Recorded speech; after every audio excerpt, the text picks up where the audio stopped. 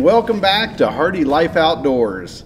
It's an exciting day, fun day here in Southeast Ohio as I finally have all of the new equipment that I purchased. So last episode I took delivery of the 1025R, and I think I had the tractor, the bucket, and the mower.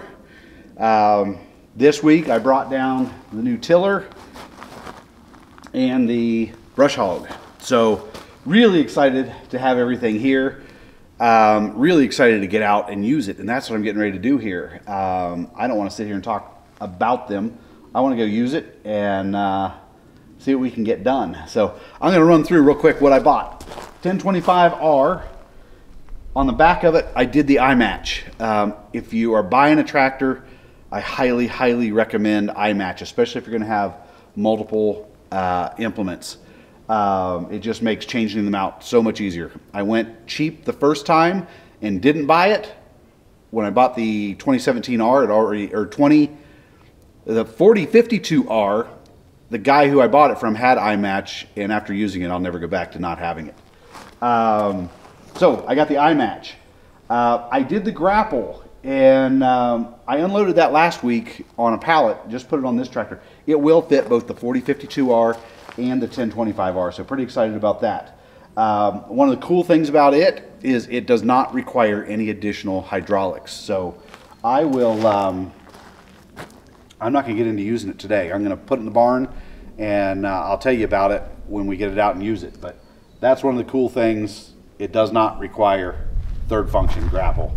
Obviously I got the loader with a bucket. I got the 3049 tiller, and I got the 2048 brush hog.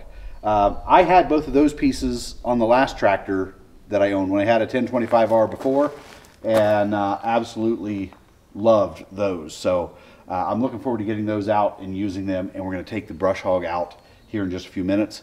I've got some trees that I planted a couple years ago that the grass, it's just a weedy mess around them. So I want to go clean that up. I want to restake tubes that have fallen over, and the smaller brush hog should work well in and out of the trees, the smaller tractor as well. So I'm excited about that. I mentioned I also got the belly mower. I did do the 60-inch mower. That'll come in real handy here at the Lazy H. We don't have a lot of lawn, but there is some, and Debbie previously drove the old 1025R down at the cabin, you know, get a nice sunny day, and she is happy to put on some music and drive around the yard and mow. So that will be something she can pitch in and help with. So I'm excited about that. But you know, all in all, very excited. One of the dilemmas I've got with this tractor that I have not ever had before,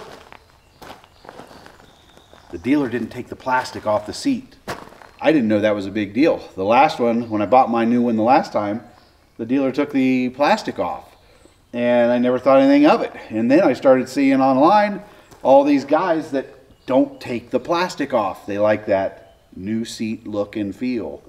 I thought it was ridiculous.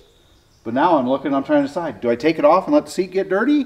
You know, how long did you leave it on your tractor? Did you, if you have one, did you leave the plastic on? So I can't bring myself to take it off just yet. So I'm going to leave it on while we go brush hog. And I'll have to think that one over. When do I take it off? Plans are to talk through the tractor and the attachments in a future episode, get into some detail on them. But right now, we're just going to swap the grapple for the bucket and connect the brush hog, and we're going to go do some brush hogging.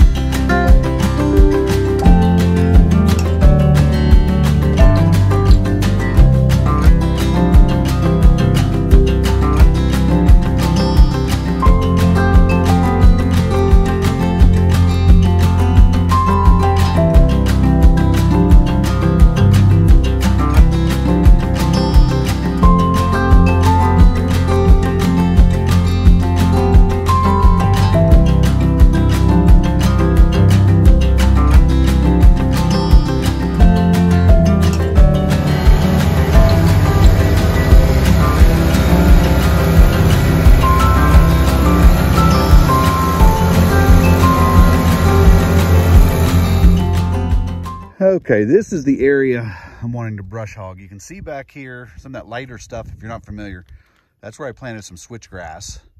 And as you come around here, you can see the tubes sticking up out of the weeds where we planted native trees a couple years ago.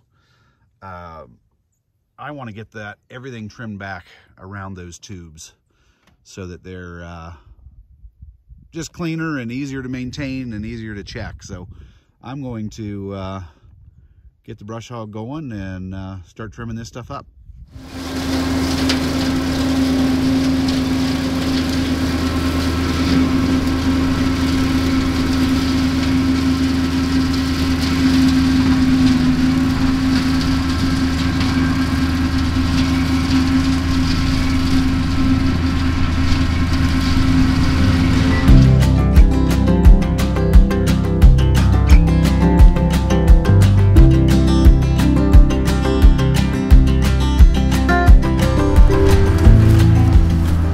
Some of these tubes have fallen down, so I got to kind of look through the weeds so I don't chop them up and make a mess of them, but we're getting there.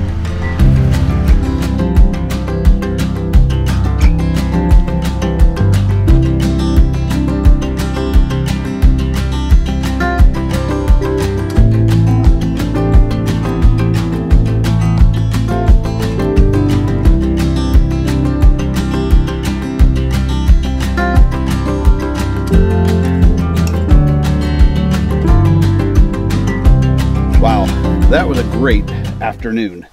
I had no intention of coming out here and spending as much time as I did, but this has been on my list for a long time. These trees were planted a couple years ago, and Josh and I, to save money, we cut the stakes on the sawmill, and it proved to be a cost savings, a time eater. As they've rotted and fallen over, I've had to come back and reset tubes, and that's what I was doing. I had to keep stopping, setting tubes so I could mow.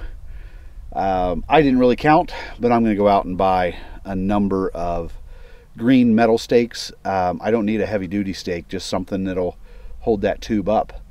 So I'm going to go out and get that for the next trip, and we'll get these things staked. Would definitely help to go through here with a string trimmer and trim these things a little closer.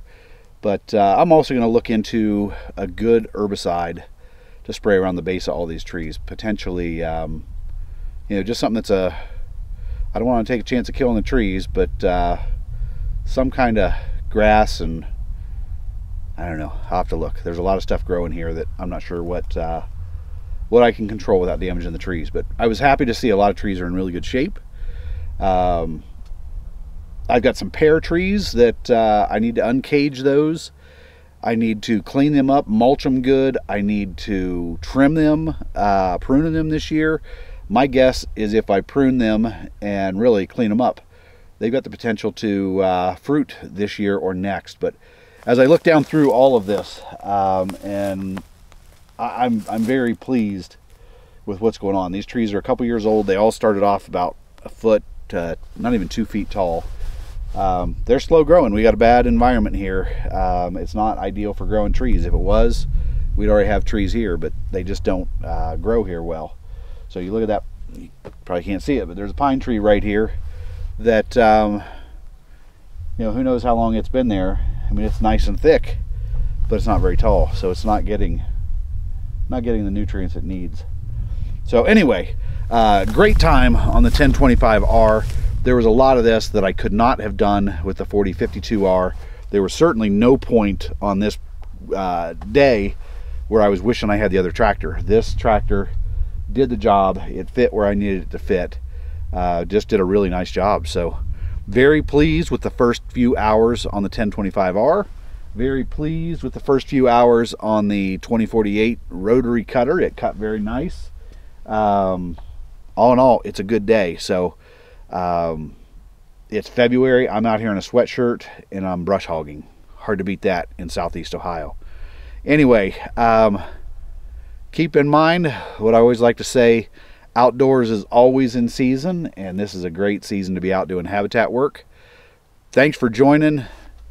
Catch me next time, and we'll be back out here on another project doing some, hopefully some more habitat management. So thanks. Have a good one.